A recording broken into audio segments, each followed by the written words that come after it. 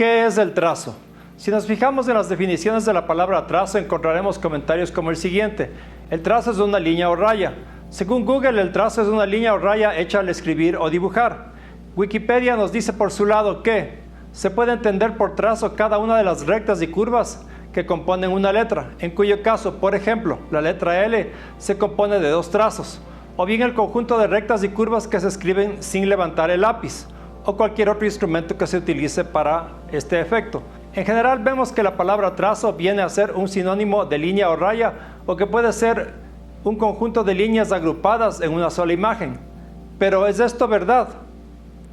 En este canal ya he hecho un video en el que hablo sobre la línea. Les dejo el vínculo al final para que lo miren. Insinuar que el trazo es un sinónimo de la línea o la raya es totalmente equivocado. El trazo tiene sus propias características, entre estas la de ser algo que no tiene un significado y la de poder estar compuesto por un conjunto de líneas. En el dibujo tenemos dos elementos importantes, la línea y el trazo. La línea se asocia generalmente con la continuidad. Al contrario, el trazo está asociado a la falta de continuidad, al corte, a la interrupción de la continuidad. Un boceto puede estar compuesto de líneas, estas que a su vez pueden conformar un trazo.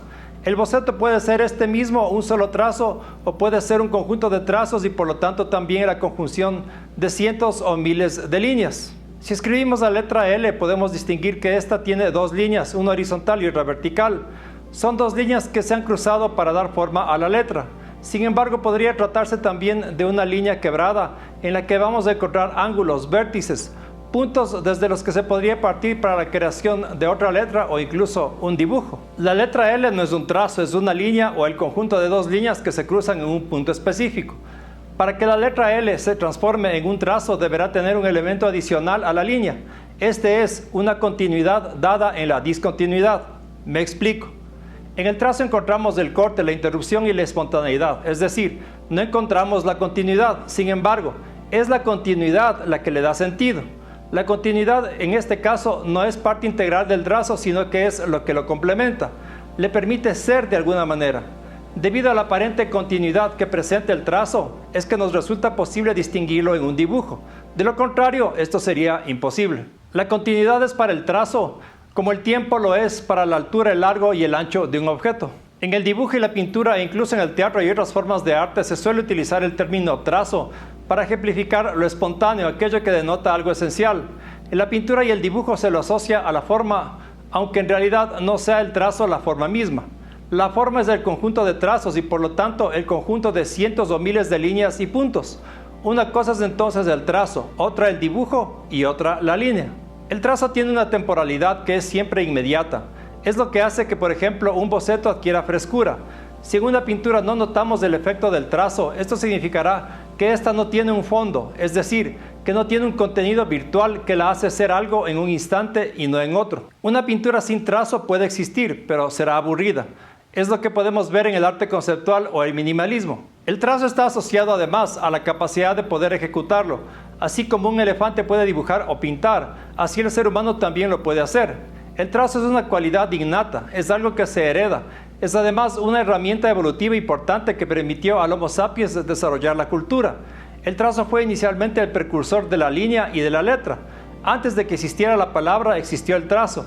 Y esto lo podemos comprobar en el hecho de que los chimpancés actualmente son capaces de realizar trazos sin necesariamente tener un lenguaje escrito. El aspecto evolutivo del trazo es importante recalcarlo, ya que denota una necesidad primitiva de expresar ideas. Nuestros antepasados no empezaron a desarrollar un lenguaje conociendo la línea, sino a través del descubrimiento del trazo y del efecto que éste podía tener socialmente.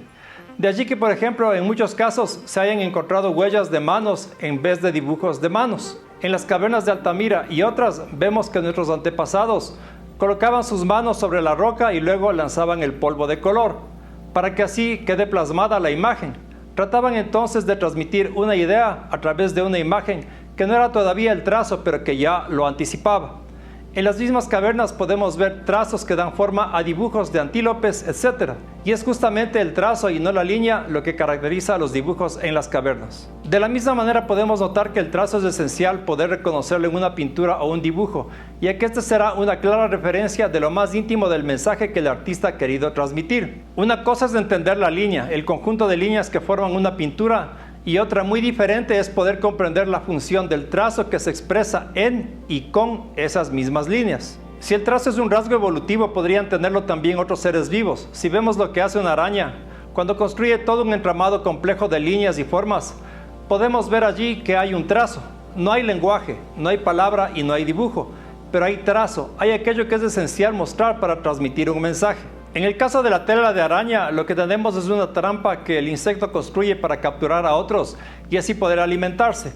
Y que los insectos no poseen un lenguaje, no pueden entender que la telaraña es lo que es, y es por ello que caen como presas en ella sin mucho que puedan hacer para salvarse. Al ser un trazo, la telaraña es lo fundamental, lo que no tiene un significado, pero cuya función es esencial, en este caso incluso para la supervivencia. Si analizamos la importancia del trazo para el ser humano, podremos llegar a una conclusión parecida, ya que sin trazo no existiría lenguaje, y sin lenguaje no existiría evolución ni desarrollo tecnológico. He allí la importancia del trazo y del por qué es importante poder reconocerlo en una obra de arte.